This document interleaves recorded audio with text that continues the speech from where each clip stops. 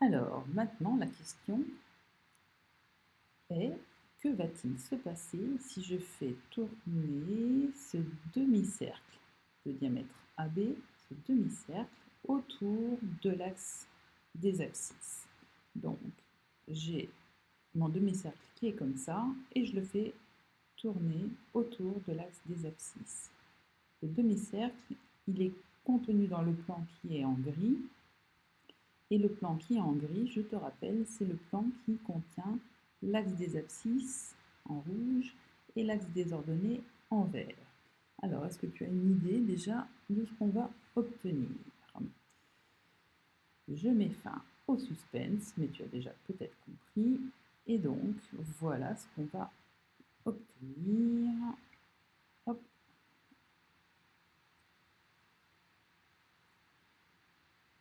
Donc, je te rappelle, hein, quand c'est en rainure, c'est sous le plan en gris, et quand c'est en trait plein, c'est au-dessus de l'axe qui est en gris. Et donc là, qu'est-ce qu'on voit apparaître? On voit apparaître une magnifique sphère qui est en rouge. Ok, là comme je suis allée un petit peu trop vite, elle n'a pas eu le temps de se faire complètement, ça arrive. Voilà, maintenant elle est complète. Et donc on a notre sphère, notre belle sphère qui est coupée en deux.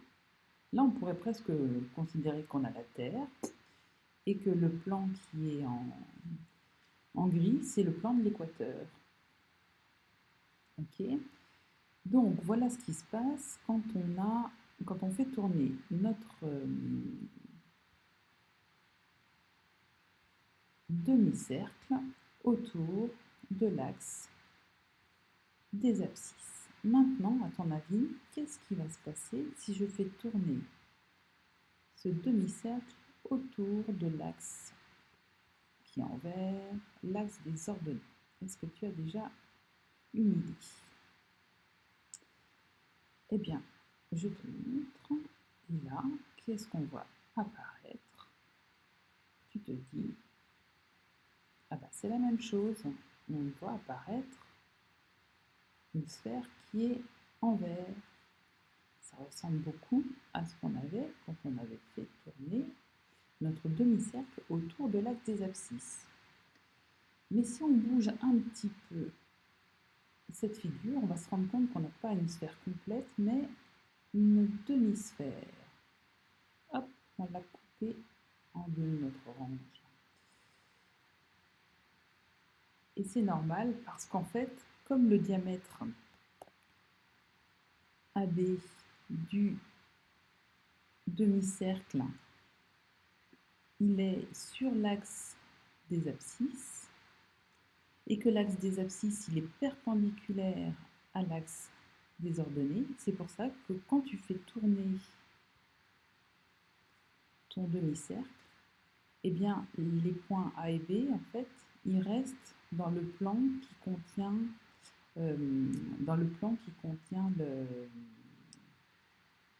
l'axe des abscisses et l'axe des ordonnées, dans ce plan-là.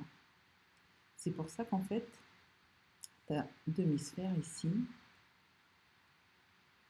c'est comme si tu ne prenais que la partie qui était d'un côté de ce plan qui est en vert, et c'est le côté du plan qui est en vert qui contient le segment AB.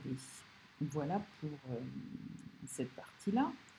Et donc maintenant, qu'est-ce qui va se passer quand on fait tourner notre demi-cercle autour de l'axe des côtes, l'axe qui est en vert, en bleu, excuse-moi. Alors, qu'est-ce qui va se passer? Est-ce que tu as une idée? Eh bien, en fait, comme notre demi-cercle, son diamètre a pour centre un point de cet axe, et que ce diamètre, il est perpendiculaire à cet axe, et surtout il est contenu dans le plan qui est en gris, qui est perpendiculaire à cette droite, et bien, quand on fait tourner notre demi-cercle, on obtient le cercle complet. Je te remontre avec, hop, ici, c'est parti. On fait tourner notre demi-cercle, et en fait, en tournant, on obtient le cercle complet. Voilà, voilà. Et puis maintenant, si je fais tout tourner, enfin on va peut-être se contenter, aussi je vais faire tourner ça aussi en même temps. Donc ici, on a la rotation du demi-cercle. Donc en bleu, c'est autour de l'axe des côtes. En vert, c'est autour de l'axe des ordonnées. Et je rajoute en rouge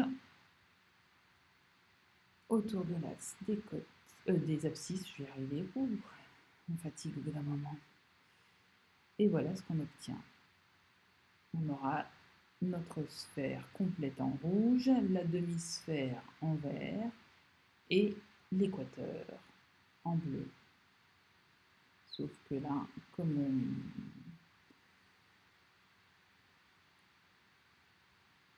je vais remettre l'équateur pour qu'on voit mieux.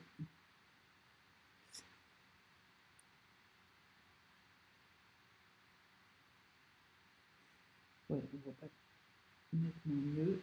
Donc là, ça fait un petit peu beaucoup. Je vais supprimer ça. Et je pense que tu as compris, donc c'est pas la peine d'en faire des tonnes. Donc on a l'équateur en bleu et notre sphère complète en rouge et la demi-sphère ici en vert. Et voilà.